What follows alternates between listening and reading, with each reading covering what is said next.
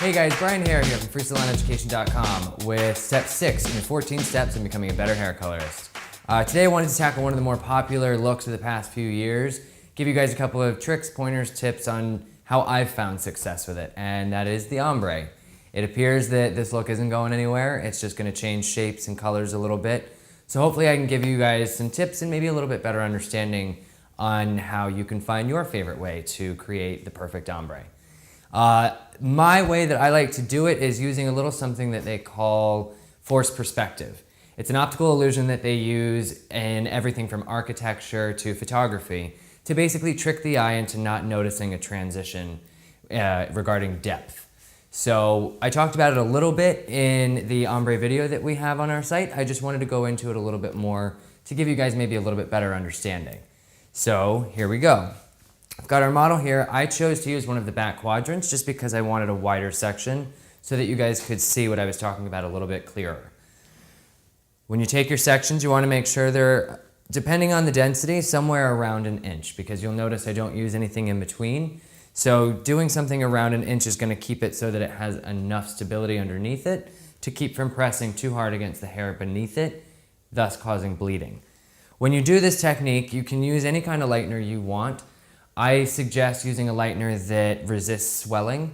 If it is a lightener that resists swelling, generally that is something that they will say in their advertising because, again, we want to prevent bleed marks. So if it doesn't swell, then it's not going to go any place you don't want it to go. The one I'm using for this today is Paul Mitchell's Synchrolift.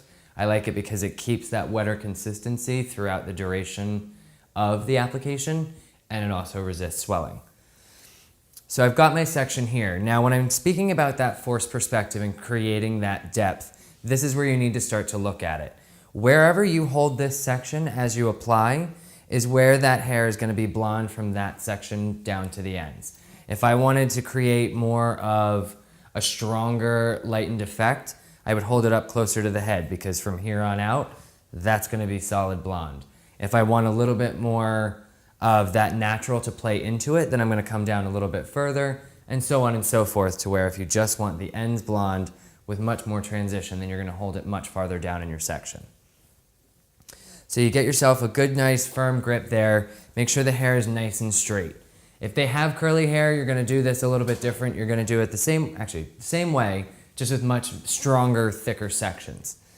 So I've got her nice and straight. Keep it nice and taut. Hold that section elevated up off the head. That's also what's going to help make sure that it doesn't press too hard against the hair beneath it. And now we're going to create that forced perspective. You dip the brush, don't scoop, so that you get a nice little bit on the end of your brush. And then we're just going to start using steady hand, just creating nice solid lines. Wherever you want that blonde to start is where you're going to go in with your brush. If you want it all the way up against the scalp, kind of kills the look of an ombre sometimes, but whatever you want to do, start wherever you want.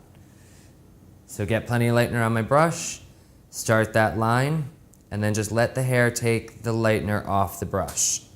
I'm not pressing in real hard, I'm literally just holding it close enough for the hair to pull that lightener right off for me.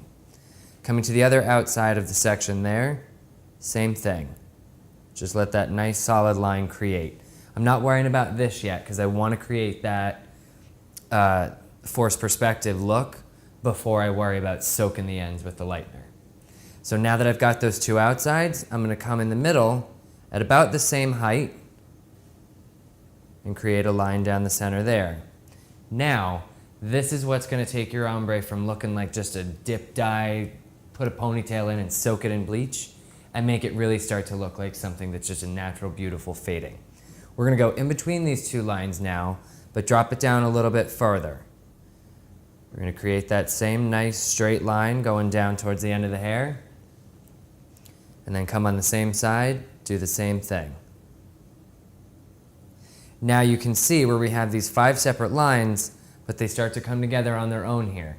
That's what I'm talking about as far as creating that forced perspective.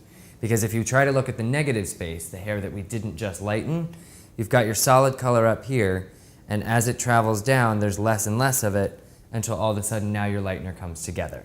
If you have a wider section than this, you might need more than the 5 lines. You might have to go in between each of these lines with something even shorter.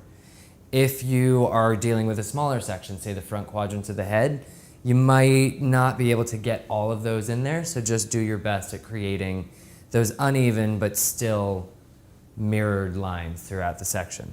As you get down to the end, don't just automatically soak the ends, because that's going to create a line of demarcation that we're trying to work against. When these lines come together is when I'm going to start to feather in my lightener using vertical strokes,